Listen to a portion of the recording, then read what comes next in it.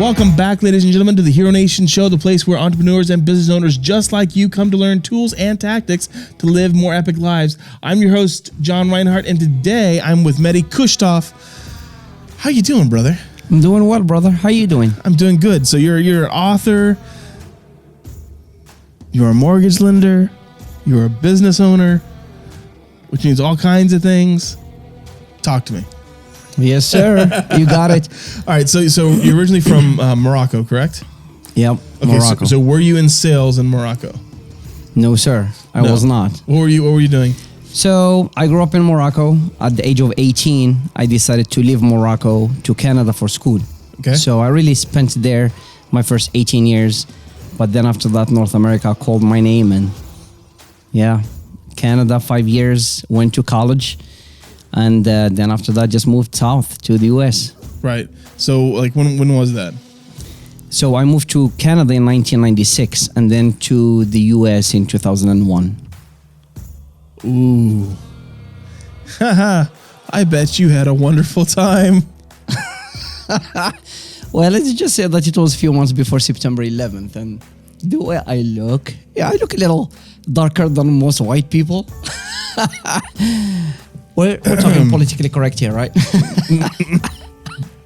It was fun. It was an experience for sure. Okay, so is that where you were doing the door-to-door sales? That's one of the very first jobs. Yeah, when I moved to the US, I was just looking for any job really. So I worked at a pizza place for a couple of weeks, but then business was not going too well for the owner, and he decided to cut my hours. I was just delivering pizza, and so where were you living at that point? San Diego, California. San Diego. Yeah, that was my very first spot in the US. And it's so funny because why San Diego? Obviously, after living in Canada for 5 years and then just being miserable with the weather, you decide that you want to go to a cool place. And obviously, you don't think about cost of living and all the good stuff. You just think about, hey, the beach, the weather, sun, bikinis, you know what I'm talking about. And I was like, San Diego sounds like it's really, really cool place. So were you in like Montreal, Vancouver? Montreal was the city. Yeah. Yep. So you went from cold to warm and sunny. You went from the opposite northeast to the southwest. Yes, sir. May 15th, 2001 was a great day because I got a one-way ticket to California, and I was like, that's it. And it's so funny because I remember telling myself, no more cold. I will never, ever, ever, ever see snow. And that would be okay if I never see snow again. Obviously, little I knew that 3.5 months, 4 months later, I would be moving to Philadelphia from San Diego, but that's a different story. Oh, man. Okay. So you did door knocking. Yep. How did that go over? It's interesting when you don't speak the language too well. Okay, so did you mostly just speak French in Montreal and what's the now forgive my ignorance, what is the native language of Morocco? So there is a dialect. It's Moroccan dialect really, but it's Arabic. And Morocco was French colony till 1956. Okay. So we really grew up speaking both languages. And then I took some English in high school, but you know it's no different than when you took French in high school. You know how fluent you are, right? Oui. That's what I got. So that was interesting because I came here and then I was like, all right, well, I gotta make a living, and I did learn English truly as I was hitting the streets and just going door to door, just talking to different people. And it's so funny. One of the the stories that I tell people is, which is 100% true. I remember going door to door, and then at that time we were selling office supplies, and then I'll come and then you talk to the gatekeeper, get to John, the decision maker, and then I'll start telling John, hey, this is why you should be using us, and this is what we can do for your for your business, and you know we can send you all the office supplies next day, so you don't have to take time out of your day to go to the store and all that good stuff. But the funny thing is I was selling something that I didn't know. So I was selling office supplies, but I truly didn't know what kind of office supplies I was selling because I didn't understand. So I would walk into people's business and then I'll ask you, hey, we're here from this company. It was Quill, and we would love to help you save some time and some money on your office supplies, things like that. And time to time, I get lucky and somebody will give me what we call a buy-in sign. Oh, office supplies, awesome. I hate going to Staples. Or, oh, that's great. I was just about to run to Staples and get a new toner, whatever the case may be. And Stop. Okay, so make sure you stay up, kind of Okay. go this way. Come forward. This is good. So come forward straight towards me. Lean forward. There you go. Right there. This is good. That's your point. Okay, cool. Just keep going. Yep. So they'll be like, yeah, we need some office supplies. And let's just say, for example, they say, hey, I need file folder. And then I'm like, I just try to see your lips, just read your lips and see what you may be saying. And then just go to the index of the catalog and try, based on what I think you said, go and try to see what you're trying to order. And funny enough, sometimes I don't find whatever you were telling me. And to me, I'll just hand them the catalog, take them to the index and be like, you know what, that's great. Here you go. Look for what you want and make it sound like I am teaching them on how to read the catalog, which obviously it's super, super difficult, you know? Right. And then be like, okay. And then go to the page and be like, okay, this is exactly what they mean by file folder. And then I take that mental note for my next client that's going to be asking me for file folder. And you like writing notes down and stuff like that? Not really. At that time, you know, like I was still young, so I had pretty good memory. So for the most part, I was okay, just retaining information. And sure enough, after 3-4 months, when I walk into a business and they ask me for something, I can literally just flip through the catalog and know just about exactly what page roughly, you know, like your item is going to be. Right. So it was a great experience. At that point, it's just like, you know, you're just kind of developing that muscle memory of just being able to, like, you know, just kind of go through it, which just really comes down to like just persistence on your part, right? Because I mean, door-to-door sales is not easy. Door-to-door sales after 9/11,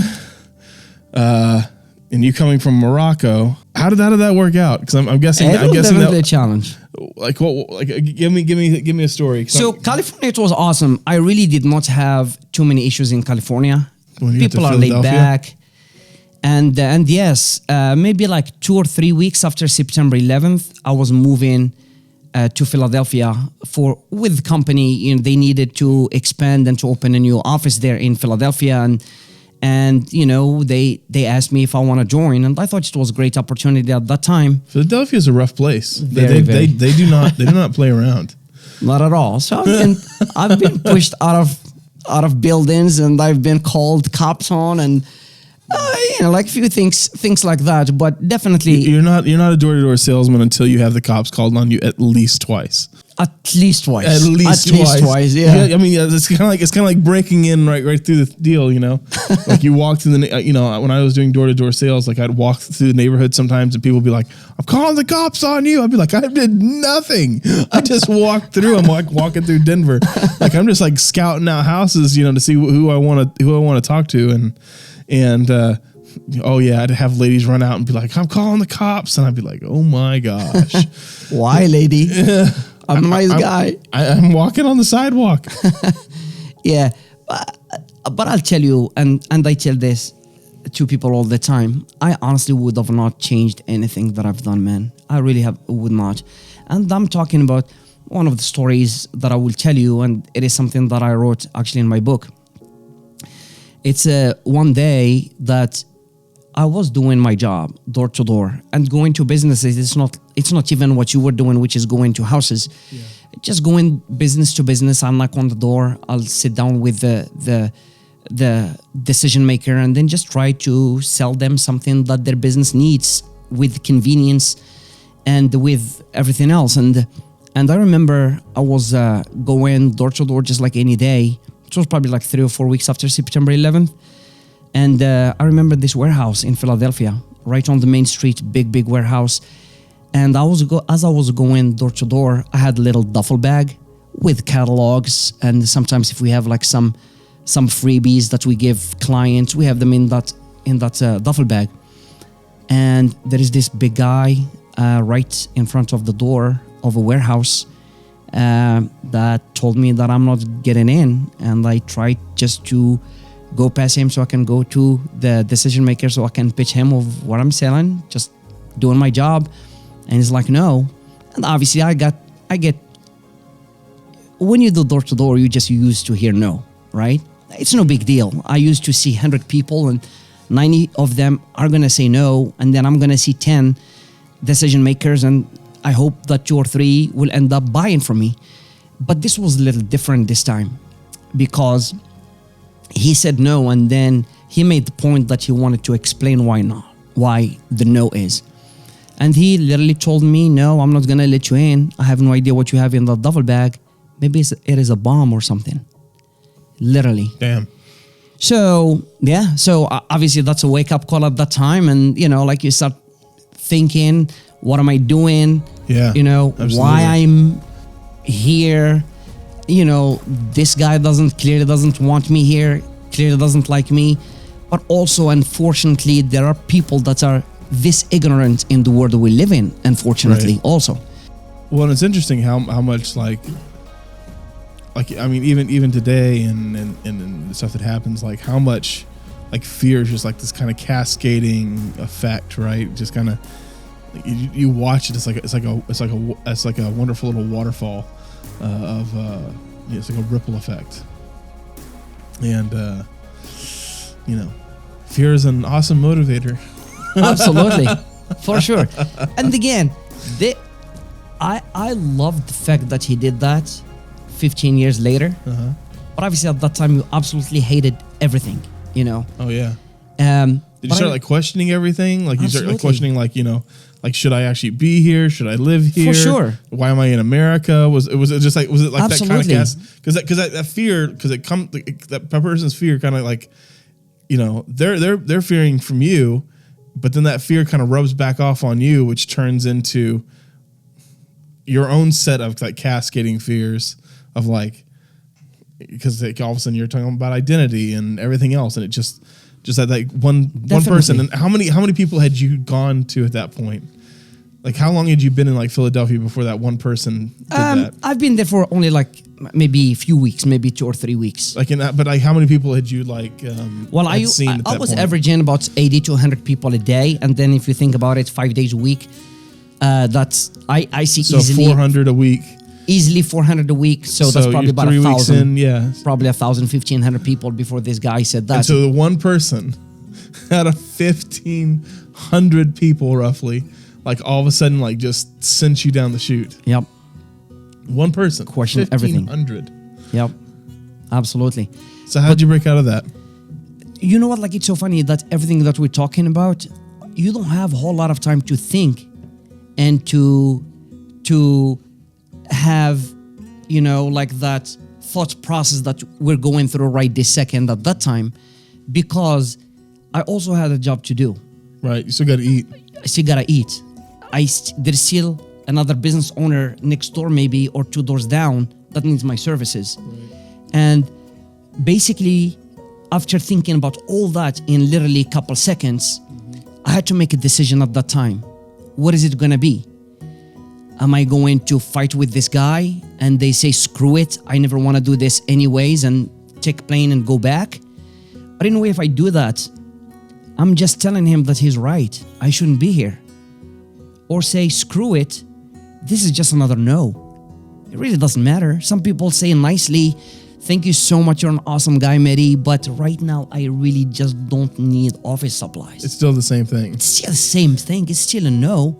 Some people may say, F off, you're not supposed to be here. Some people may call the cops on you, but it's still a no. Really, really, at the end of the day, it's just a no.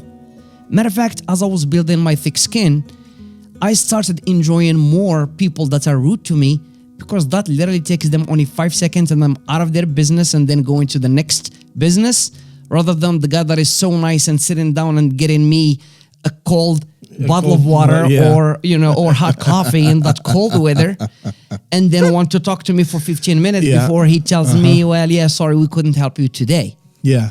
It's the same thing. So now here's a fun question for you. because like as I've traveled and filmed around the United States, just a lot, I found that there is a really big difference in between North and South.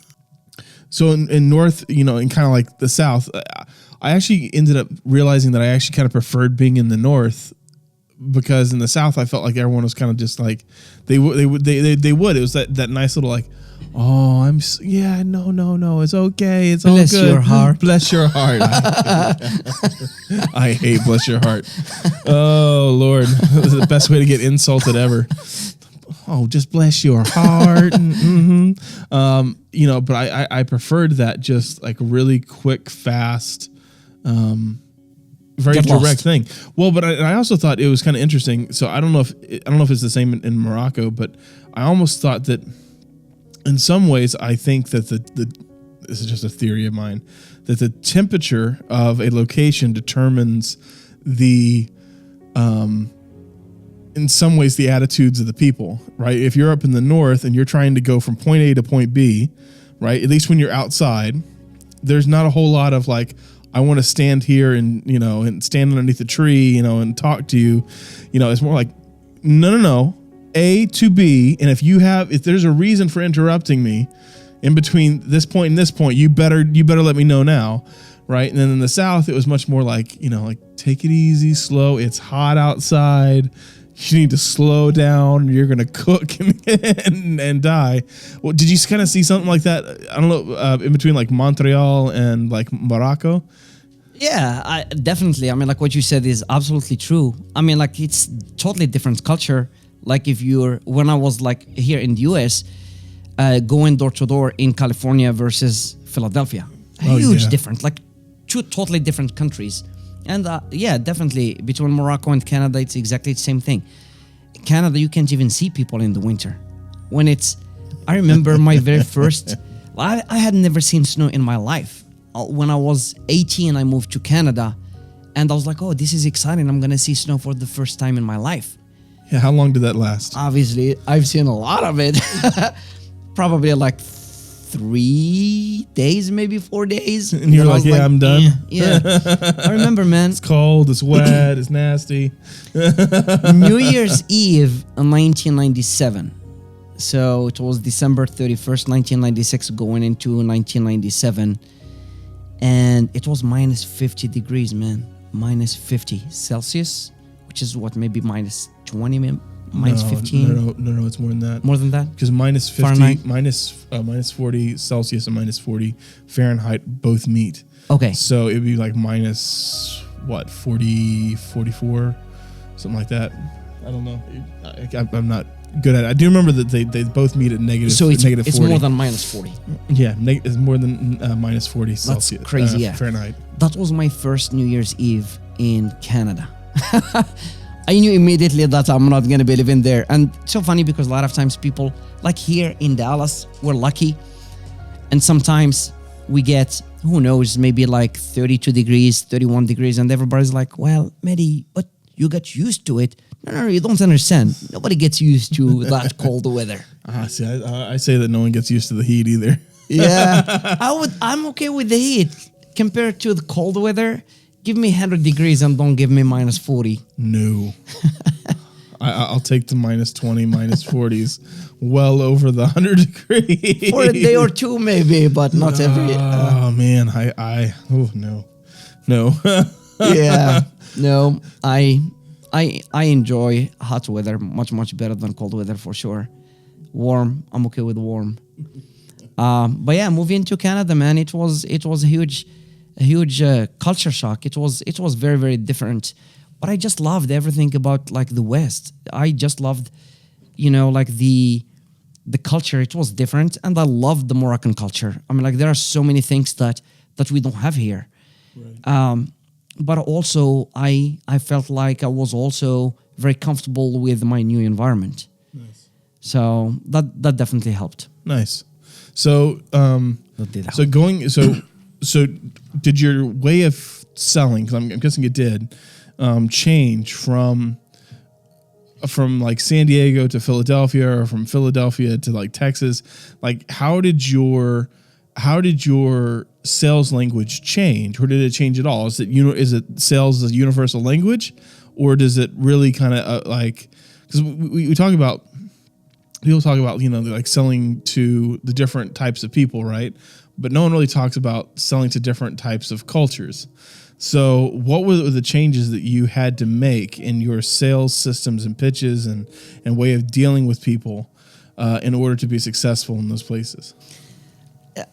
I had the advantage of, at that time, like moving from one place to another, to have lived long enough in one spot to be comfortable and familiar with that culture of that area, whether it's California, whether it's Philadelphia, whether after I moved to Texas, how it is here in Texas.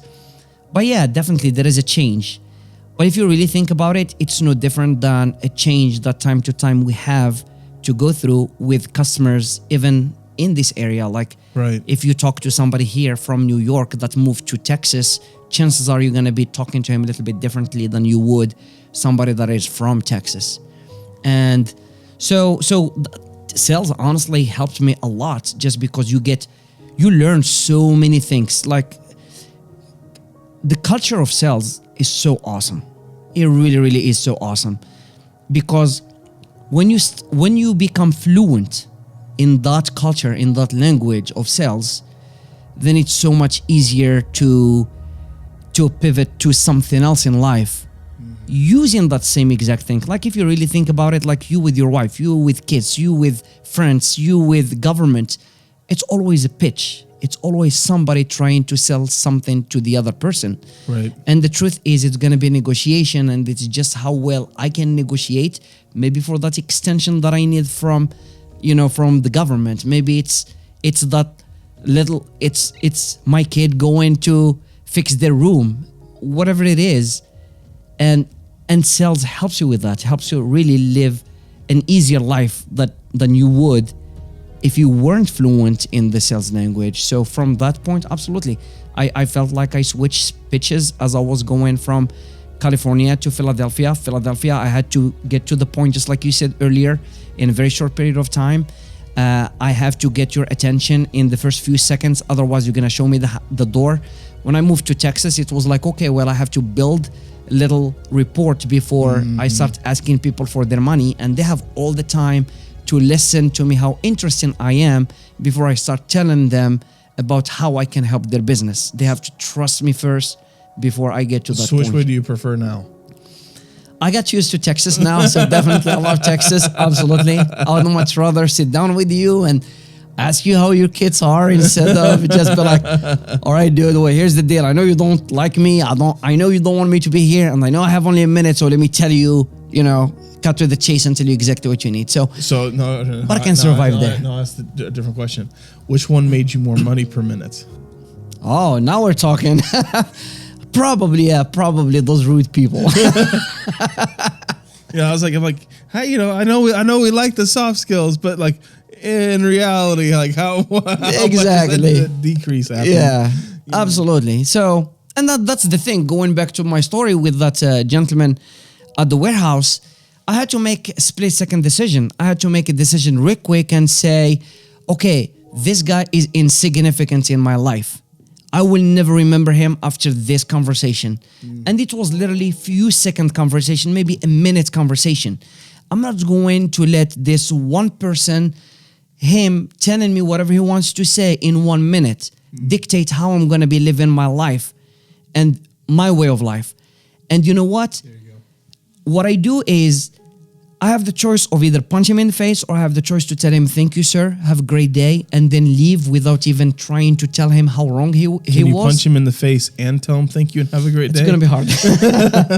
And he was a pretty big guy, so maybe it definitely was a great decision for me not to punch him in the face.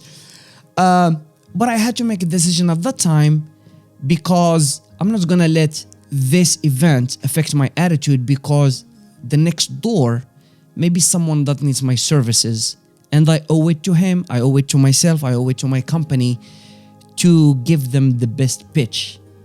And so that's why I just had to make a decision at that time that, just to smile, just like I do with everybody after they tell me no, thank you so much for your time, have a great day, sir. And then just walk to the next business. So in the culture of Morocco and its systems, do y'all have a lot of like street vendors, stuff like that? Yeah, that's a lot of fun, man. So what did you pick up from just your environment and growing up in Morocco, and what were you able to apply here from that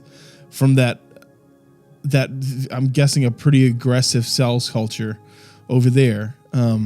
What were you able to find? Yeah, absolutely. I mean, people don't take no for an answer. Like when you have that small vendor that is illegally put in, just little rag on the street and then selling whatever they're selling to make a living. They don't care. They don't care. They have nothing to lose. They have nothing to lose. And like they've been beat up. They've been asked to leave. They've been told no their entire life. And telling them one more no is not going to affect anything. And then sometimes they smell blood, and then they become a little more aggressive toward you to a point where it's almost they made you feel bad if you don't buy from them. So did you ever use any of those techniques? Not that I would admit here. That's so going on the podcast. That's so going on. Probably a couple of times. Well, so the reason I ask is so when I was doing sales, I would always, and this sounds bad, but when I would have a choice in between, let's say, some white guy that came from a middle-class family somewhere here in the States, and I found like a guy that had done like sales in Mexico, I would totally, like, without, like, I wouldn't even blink. I'd be like, dude, the guy from Mexico, come here. Because a lot of times, they had gone through just a tremendous amount of rejection. They had their walls for it affecting them were like almost at zero. And so they would just outsell any of these kind of mama boys that had grown up in the States that hadn't been told no all their life. And so I was always looking for him because I was like, if I got someone that came off the street, it's on, baby. Like absolutely. Like, we're about to make some sales going down right here right now. Oh yeah, let's do it. It's so funny. I mean, big thing, that environment affects your life, man. When you go through some experiences in life that really make us. One of the things that I talked about in my book is the fact that when I moved to the US, I could not relate to people. I could not understand people that tell me, for example, that they don't want to take a job because they feel that they're worth 70 grand, but yet they got laid off from a job that pays them 70 grand, and somehow they still think that they're worth 70,000 and they don't want to work at a job that is worth 65,000 because they feel like I can get more. Well, you just got laid off. That means that literally they told you that you're not worth 70,000. Right. So is it better to stay at home and make zero rather than 65,000? Is it better to stay at home and not make anything rather than work at McDonald's and make $7 an hour, $8 an hour when you are a kid going through high school or going to college, and you're saying, well, no, I'm not going to work at McDonald's because it only pays $300 a week? It's almost like you're too good for it. You're too good for it. Yeah, I tell you right now, and I had an unbelievable life over the last 15, 18 years, and almost 15 of it is in the mortgage business, and I made good money, and I'm very lucky to be able to have the opportunities that I've had over the last 15 years. But I'll tell you right now, man, if the mortgage business goes south and I have to go drive an Uber, flip burgers, be a dishwasher somewhere, you survive. You better believe that's what I will do, because that's what I need to do to survive, to put food on my kid's table. I'm not going to say, well, back in the day, I was making so much in mortgages, I cannot do this now. Right. No. Well, see, but I think that's the mark of any kind of business owner and really good like entrepreneur is that they're never really scared of getting their hands dirty, right? If you find people that are like super scared of getting their hands dirty, you know what's actually going on. They're not right in the head, right? But if at least not for the business, right? Because at some point you have to do the things that you don't like. Yeah. And and I remember, so when Heidi and I started our business in California, it failed within 2 years. We lost everything. Moved back to Texas. The whole recession thing was going on. Heidi and I were newlyweds. We ended up moving back into my parents' house. And now not only did I move into our parents' house, like my brothers moved into my parents' house. It was like there was like kids and 3 brothers and 2 wives and we were all working construction for my father. And I remember like the big thing that was in my head was like, this is what I have to do. While I have to do this, what opportunities can I create to get me out of this? Right? Like what's available. So like I started, I'd been doing like all these different films. Well, now I was looking at like, all right, let's look at real estate, real estate needs videos too. Yeah. So I started messing with that. And I think that's the mark, right? Is like, it's that I don't take no for a no. You get knocked down and you come back up again, and you get knocked down again and you come straight back up. And I think sometimes when everything kind of knocks you down, I'm guessing it kind of works a lot in your life too. When you get that far slammed down to the ground, just like all the way down to the bottom, you gain a new perspective. And when you gain a new perspective, you gain new opportunities, right? Because a lot of opportunities don't open up until the perspective changes, right? You can't see the entrance because you're at the wrong angle. Yeah. And so all of a sudden you're down below and you're like, holy crap, there's a, I was trying to make my way to the surface, in a little, 6-foot tunnel. And I just found a mammoth cave, 30 meters wide. Let's go. Exactly. And you know what? Sometimes that rock bottom makes you believe the next opportunity maybe to be even better than what it is, which is awesome. Because that's exactly what you want.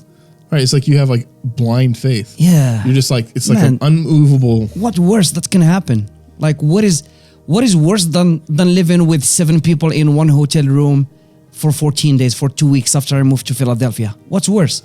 I can't get any worse. You know what I mean? What's worse than having 13 roommates when I moved to San Francisco? Yeah. What's worse? What is it? Me moving to Dallas now and I'm having a very small 1-bedroom apartment and paying $400.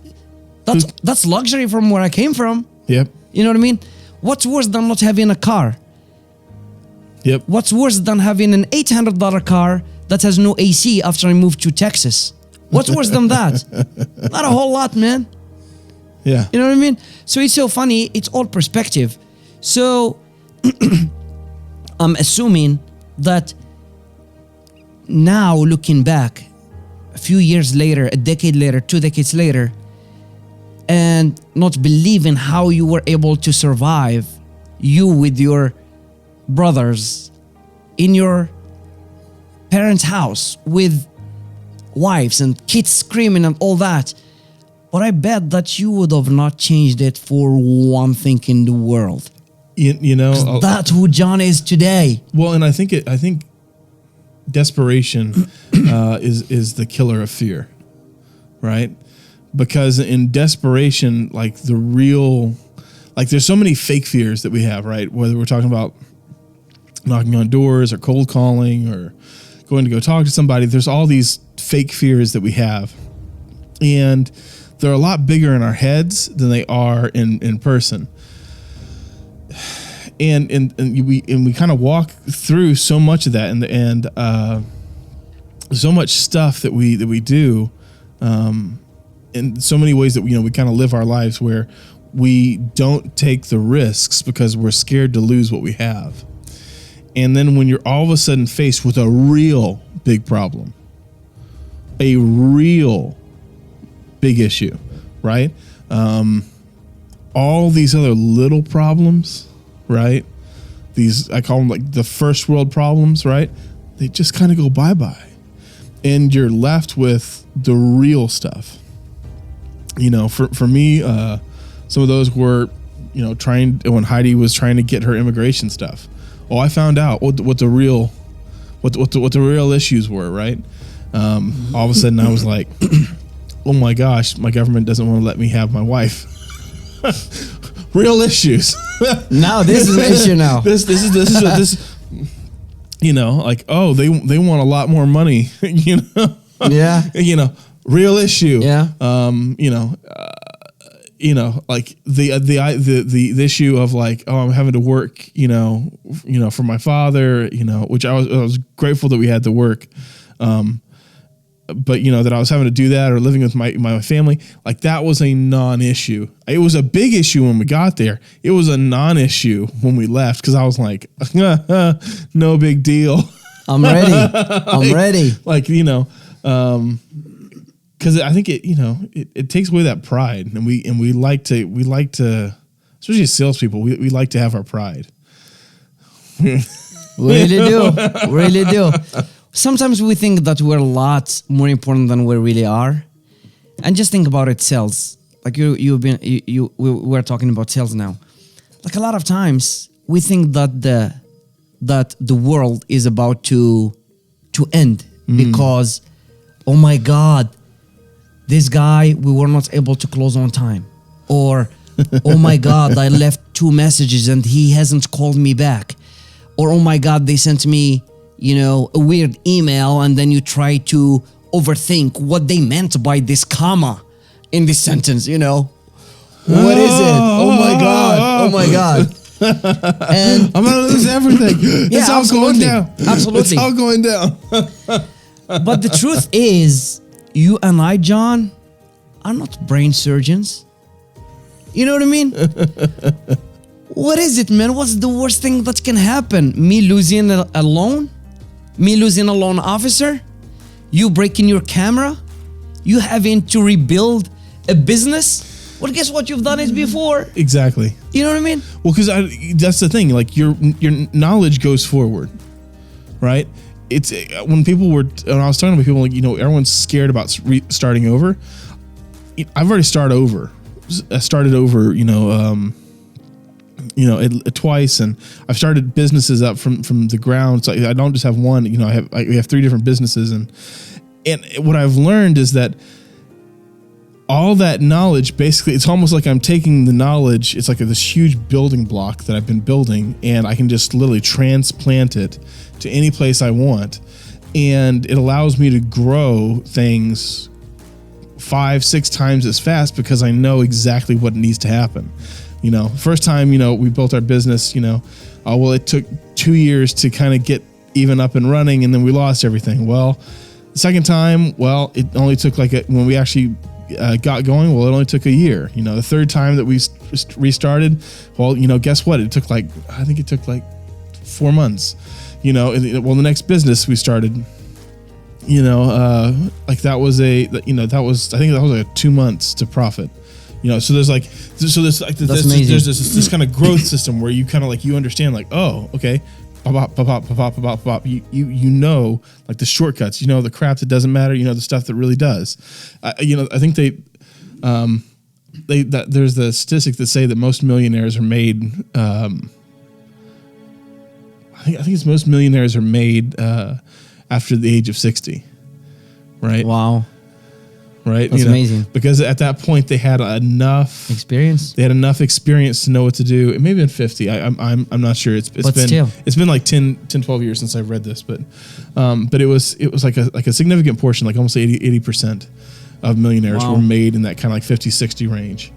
Right, they actually had enough life experience to know what to do and how to do it and how to do it quickly, and they didn't have time to mess around. That's awesome. And it's like, to me, it's amazing. We were just talking about how all those experiences are made you how awesome of a business owner you are today. And I saw your podcast with Wayne when you were talking about how right now, after hiring and firing so many people now. It's just so easy, just so simple. You don't have to sugarcoat it. You just have, you know, like you almost it's like have never a plan. easy. I don't want to. I hope it didn't come across as it was easy. Well, the decision is more simple. Not necessarily easy, because like, obviously nobody wants to be responsible for someone to lose their job. But honestly, at the end of the day, you're really not the one responsible for someone else to lose their job. Right. They give you enough data to make the decision for you easy today. But before, 5 years ago, Yeah, freak it out. you know what I mean? Like, oh my God, like, you know that this person is hurting you, but it's so difficult for you to make that decision. But basically what you were doing is you were just building those blocks Right. to be where you are today. And many times when we're making that, you know, like those tough decisions, and you're thinking, and sometimes challenges, sometimes it's bad decision, sometimes it's losing money, it's losing a business. Yeah. But then going back or going forward 5-6 years later, and you're like, you know what? If I had to make that decision again and me losing that business, that's exactly what I would have done, because without that, I wouldn't be where I am today. Well, if we really go back to that same moment, why don't we have that attitude at that time, saying, you know what? I know that I hate my life right this second because of everything that is happening right now. But you know what? I'm just gonna ride the wave and then go to the next step, because I do need this stepping stone to get to another level. And without it, I wouldn't be as good as I will be 2 years, 3 years, 4 years later. So why don't I just make the best out of this situation and move forward? Right. And that's 15 years after that story in Philadelphia happened, I wrote my book. Obviously at that time, I hated me going through that challenge, but little I knew that 15 years later, I will have an awesome story to share with many people that I will be writing in a book. And how many people can say something like that? Well, and You know what I mean? Yeah, it's said, and when it's said, it's often told to people that are in pain at the moment, which is unfortunate. But you know, it's said and it's true that, you know, it's the obstacles and it's the pain that you overcome in your life, which is oftentimes the biggest inspiration. And you know, for you, it sounds like it was definitely kind of overcoming some of the racial prejudices and backwards thinking that kind of happened when a whole nation was in fear, and which I'm glad you did. And you know, I think those moments really do define us. And you know, whether I don't care whether it's a divorce, and or you know, it's losing all your money, or losing a friendship or a partnership, or all this different stuff. I'm not going to say that it's easy in the moment, because it's not. It's horrible. And I, you know, I wouldn't wish a lot of this on my worst enemy. You know, at the end of the day, I'm like, oh no, I don't want you to have to go through that. However, like, you know, I look at, you know, at mistakes and you know, they're scars, and scars are almost there as kind of like reminders, right? They're you know, some people call them tattoos with better stories. Than the ex-girlfriend's tattoo. Yeah. Oh no ex-girlfriend tattoos. But you know, the scars are tattoos with better stories, and we have those, and I think it helps us tell our story to people and helps us relate. Yeah. Right? Because the human experience is there regardless of where you come from or where you're going. We all still have to get up every morning to the same sun, on the same earth, on the same planet, with the same motivation, with the same expectations, with the same hopes, with the same dreams. Those things are universal, and moving. And I think understanding some of that allows you to to move quickly because you actually figure out what actually matters. It's not my iPad, it's not my MacBook, it's not the car, it's not the house, it's the people, it's my friends, it's my family, it's these things which are very much the roots of happiness. Your spiritual life, how you kind of go about that, and the awesome thing is that sales allow you to provide for the things that really matter, right? That's what the sales culture is all about. If you really want to get down to it, because we there's all the fantasy stuff of what sales culture gives and what it does, but it's at the end of the day, it's just a provider for the for things that really deeply, truly matter. Yeah. Sorry, I just went on a total rant right there. No, that's good. No, that's awesome. I'll tell you one thing. When you have those stories, though, like those challenges, and you're absolutely right. I mean, you hate them at that time, and at that second, you wish you're not going through them. And just like you said, those are the moments that define us. They give you clarity. It does. And you know what? One thing that we usually don't give enough credit for at the time is, unfortunately, we can only remember for the most part the bad stuff that's happening. But you know how many people came to me at that time because I was different, and they lend me a hand. They ask me, is everything okay? I remember my boss, just a few days after September 11th happened, took me to his office and was like, hey, talk to me. How are you doing, man? How's everything? And I'm like, everything is fine. What do you mean? So, but I'm like, no, just tell me. I mean, like, have you seen things different? And I try not to focus on the bad things. I try to be positive and focus on positive things. But unfortunately, every bad apple really is surrounded with a lot of good apples. And unfortunately, as human beings, we remember that bad apple a lot more that stands out. You know what I mean? A lot more than the good things. So after bad thing happens, really, there are so many good things that also happen if we can just focus on them. I do believe we'll be living happier lives. So if you were going to give people three solid things that they could do today that would help them be persistent through their careers, persistent and consistent, right? Through their sales and through those moments where they just want to give up, throw in the towel, and keep going.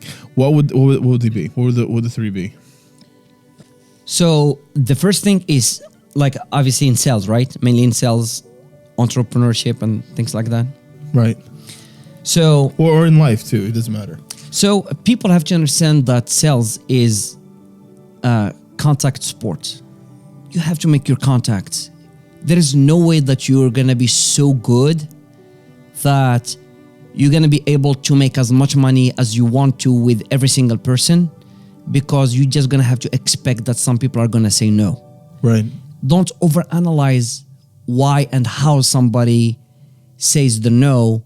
It's much easier to focus on numbers, on contacts, on the more people you talk to, the better chance you have to make sale, rather than, oh my God, I have this person that told me this and that person told me that. So right. All that you can fix just by talking to more people. So I see this a lot with new people that just start. They expect just to close everybody. Right. And the truth is, it's impossible. No matter how good you are, right. Sometimes it's easier to replace that lead and go to another lead rather than try to close that one lead. I would much rather talk to 100 people and close 3 sales than talk to only 3 people and then assume that I'm going to be closing all 3 sales. So the first thing is just try to give yourself a lot more chances to close more sales, to close more leads, more deals. And the only way to do it is just by having more contact, man. All right, so number 2? Number 2 is no is a no is a no is a no. So it doesn't matter how they say no. At the end of the day, you just have to understand that you gotta move on. Just move on. Just move on. So whether they're nice about it or they because they're shopping around and they chose not to use you because they want to use their friend, because whatever it is, at the end of the day, you did not get that sale, get over it. Don't take it personally. Don't take it personally. Move on. Okay. Number 3? Number 3, I would say, if you're building a team, stop looking for somebody that is going to replace you 100%. Doesn't exist. There is no one that can do John's job better than John. No one. Just forget. Don't try to find your John. Find somebody that can take 80% off of your plate and be happy with him, and then go look for another person that can do 80% and another person 80%. And next thing you know, you're surrounded by 10 people that are almost as good as you. But overall, they're gonna make you look a lot better. Right. So quit looking for that 100%.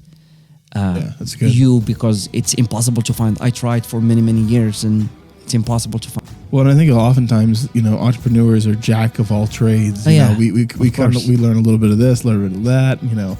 I've done this, I've done that. I read up on stuff every day, and it's very hard to find someone else that's just like that, unless they're another entrepreneur. In which case, they normally don't want to work with you. No, they want to do their own thing. Absolutely, and you can't blame them because you did the same thing. Exactly.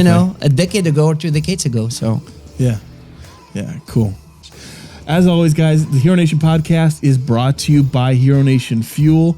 Guys, if you haven't joined Fuel, if you haven't gotten in there, if you haven't started having these type of discussions with these type of people, guys, you got to join up. Get in there. There's the 30-day back guarantee.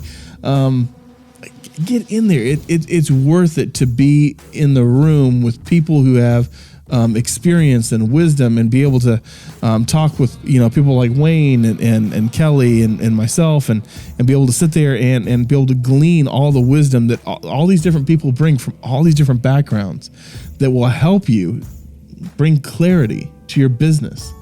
Right? We're talking about those big blocks. Get some other people's blocks, stack them on top of yours, and keep moving. Right? You don't have to gain all the knowledge all on your own. Mehdi, thank you so much for coming in. Guys, if you haven't read his book, Foreigner in My Own World, go ahead and find a copy. I saw it's on Amazon. Yes, sir. It is on Amazon. And I'll do something special for anybody that is watching or that is listening to this podcast. Whoop, whoop. You're very welcome to send me a text or either text me or send me a message on Facebook. Send me your address, and I'm happy to send them a copy absolutely for free. No handling, no shipping, nothing. Books. I'll take care of it. Hey, I'm taking this one with me. All right, guys. Until next time, Mehdi, thank you so much. I appreciate it. Thanks for having me. Guys, until next time, be your own hero.